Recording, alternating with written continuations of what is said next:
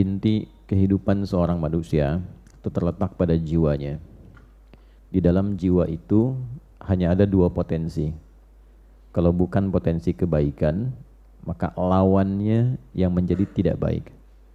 Potensi kebaikan itu disebut takwa. Lawannya yang seringkali dimanfaatkan oleh setan itu disebut fujur namanya. Maka di Quran surat Asy-Syams di ayat 7 sampai 10 itu keduanya ditampilkan. Wa nafsi wa ma sawwaha. Aku bersumpah, kata Allah. Allah itu kalau sudah bersumpah berarti sangat serius. Karena tanpa sumpah pun sudah serius. Ya, jadi kalau Allah sudah berfirman tanpa sumpah pun itu sangat penting.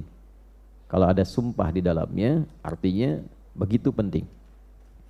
Nah, saking pentingnya kita mengenali diri kita dan mampu mendalami tentang keadaan jiwa kita supaya tidak sakit jiwanya. Ya, supaya tidak sakit apa? Jiwanya. Jadi penyakit jiwa itu bukan kondisi orang yang tidak sadar melakukan tindakan-tindakan tercela yang biasa pada umumnya tercela dia lakukan. Tapi ditoleransi karena dinilai dalam keadaan tidak sadar. Penyakit jiwa sesungguhnya adalah orang yang tidak mampu mengoptimalkan potensi baiknya sehingga dominan dikuasai oleh potensi buruknya. Dan keluarlah kemudian tindakan-tindakan yang negatif, yang menyimpang dari fitrah kejiwaannya. Maka keluar yang buruknya itu didominasi oleh provokasi setan, maka keluarlah misalnya lewat mulut kata-kata yang tidak sepantasnya keluar. Nah, itu sedang sakit jiwa. Ya. Keluar ke tangannya, melakukan tindakan yang tidak semestinya dilakukan. Ya, dia mencuri, dia korupsi, dia mencederai orang. Nah, itu sedang sakit apa? Nah, penampakan jiwanya sakit itu ada, kata para ulama, pada jawarihnya, pada anggota tubuhnya. Ya, karena cara kerjanya dari jiwa itu nanti akan ditembuskan kepada akal. Dari akal itu diteruskan ke seluruh bagian tubuh untuk bersikap. Oke, nah sikap yang kita kerjakan melalui anggota tubuh itu gambaran keadaan jiwanya. Ya, jadi kalau misalnya tampil sesuatu yang baik, artinya dominasi yang ada pada jiwanya itu begitu positif. Ya, sebaliknya bila yang keluar itu sesuatu yang tidak baik, ini menandakan ada persoalan serius dalam jiwanya. Itu poinnya. Karena itulah kemudian Allah begitu banyak di dalam Al-Quran membimbing kita. Dan bersyukurlah kita kepada Allah, satu-satunya kitab suci di muka bumi ini yang memberikan bimbingan langsung dan menerangkan secara detail tentang kondisi jiwa, cara bekerjanya seperti apa, cara mengeluarkan potensi baiknya bagaimana, cara mengevaluasinya seperti apa, itu hanya Anda akan temukan dalam Al-Quran. Itulah inti kehidupan kebaikan disebut takwa. Karena itu sering kita temukan di dalam Al-Quran amanat-amanat untuk meningkatkan takwa. Meningkatkan itu artinya mengeluarkan potensi itu sebaik-baiknya. Meningkatkan jiwa yang baik untuk dibawa ke lisan, dibawa ke mata, dibawa ke telinga, dibawa ke tangan, dibawa ke kaki. Nah, untuk mengeluarkan potensi takwa itu kan butuh cara kan? Sama dengan kita mengeluarkan potensi ilmu harus belajar kan? Caranya belajar dengan membaca, menganalisis, memahami dari mulai pendidikan anak usia dini, kelompok bermain KB, TKA, TKB, habis itu S semua kan? SD, SMP, SMA, S1, S2, S3, S4, kerupuk 2 kan? Dingin semua tuh. Itu adalah cara. Nah, cara itu dalam bahasa Arab kalau dia luas, besar, itu disebut dengan syariat. Dari kata syari' artinya jalan. Bagaimana cara Bapak Ibu datang ke Masjid An-Nur ini? Melewati jalan. Nah, jalanan luas itu disebut syari' namanya. Kalau jalannya itu kecil, kadang berliku, itu thoriq namanya. Jelas ya? Nah, syari' jalan yang luas. Anda kesini caranya melalui jalan itu. Kita belajar pengetahuan melalui jalan menuntut ilmu. Nah, sama cara kita meningkatkan takwa, mengeluarkan butuh cara. Nah, cara kalau dikumpulkan dalam bentuk ajaran disebutnya syariat namanya. Maka kita temukan di dalam istilah Islam itu ada syariat Islam. Syariat itu cara kita meningkatkan takwa, supaya takwa itu keluar membuat diri kita semakin lebih baik. Jadi orang itu kalau sudah berislam, mengerjakan syariat, pasti jadi baik. Tidak ada orang Islam yang tidak baik, kecuali yang mengatakan dirinya muslim tapi tidak mengerjakan jalannya, sehingga tidak mampu berislam dengan cara yang baik.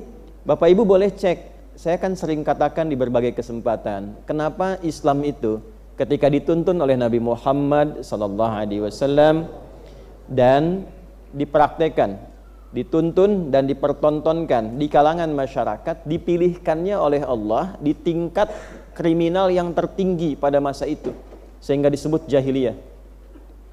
Kenapa tidak di tempat orang-orang yang mungkin sebagiannya ada yang baik gitu, tapi dipilihkan yang memang tingkat kriminalnya paling tinggi, untuk menunjukkan betapa istimewanya Islam itu.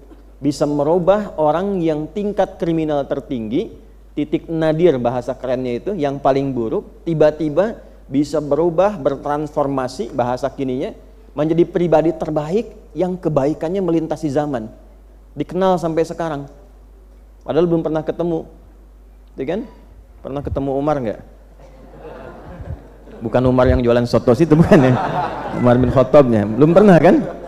Ya, tapi kan sampai hari ini kita dapati namanya kan, sampai nama itu diduplikasi, ditiru. Pengen punya nama anak ya, namanya Abu Bakar.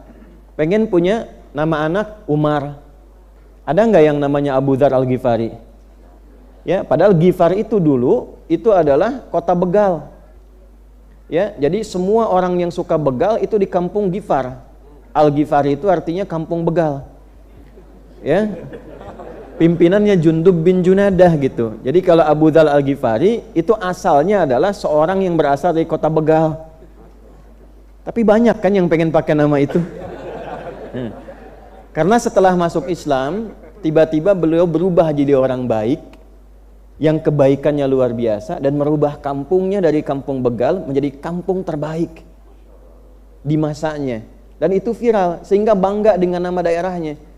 Itu sebabnya kalau orang baik itu jadi begitu baik dan dikenal kebaikannya, maka ada cahaya di kampungnya, sehingga warga kampung merasakan cahaya itu, dan nama kampungnya pun berubah jadi baik. Nah, demikianlah kemudian kita, kalau mampu kita mengeluarkan sifat-sifat kebaikan dalam wujud takwa itu dengan jalan syariat.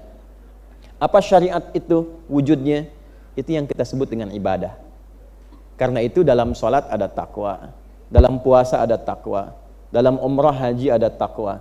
Dzalikal kitabu la hudal lil. Nah, siapa mutakin orang takwa itu? Ayat 3-nya. Alladzina yu'minuna bil ghaibi wa yuqimunas.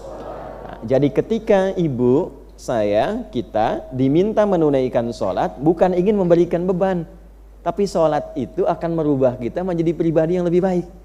Itulah sebabnya ketika ada orang bertanya, kenapa saya mesti sholat? Allah langsung jawab, innas sholata tanha 'anil fahsya wal munkar. Sholat itu kalau benar dikerjakan mampu membebaskan pelakunya, orang sholat itu, dari dua sumber keburukan, baik fahsya ataupun munkar. Nah, itulah rahasianya kenapa anak baru fase tumbuh berkembang, usia 7 tahun, yang diajarkan pertama kali sholat. Mengapa? Karena diharapkan anak itu tumbuh menjadi pribadi yang baik di masa depan. Ya ayyuhalladzina amanu kutiba alaikumus kama kutiba alal ladzina min qablikum la'allakum tattaqun. Di dalam puasa ada takwa. Itulah sebabnya kenapa orang puasa cenderung bisa menjadi lebih baik dibandingkan saat dia tidak puasa.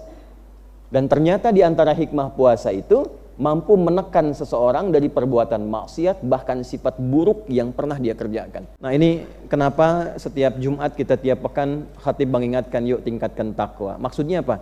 Coba evaluasi sebanyak apa kebaikan yang sudah dikerjakan selama sepekan ini dengan status yang melekat pada diri kita. Misal datang ke Jumat ya, ketika mendengar khatib mengatakan, jamaah sekalian, mari kita tingkatkan takwa. Lekatkan statusnya. Sebagai anak, berapa kebaikan yang telah kita munculkan kepada orang tua?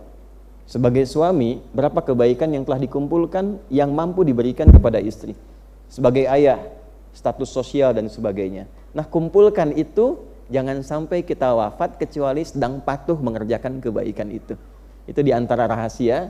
Kalau sudah jadi muslim, pasti insya Allah jika Islamnya benar, syariatnya benar, terkumpul kebaikan dalam dirinya, dan kebaikan yang menghasilkan pahala itu disebut dengan hasanah, dan dengan hasanah itulah kita pulang di dunia sampai ke akhirat.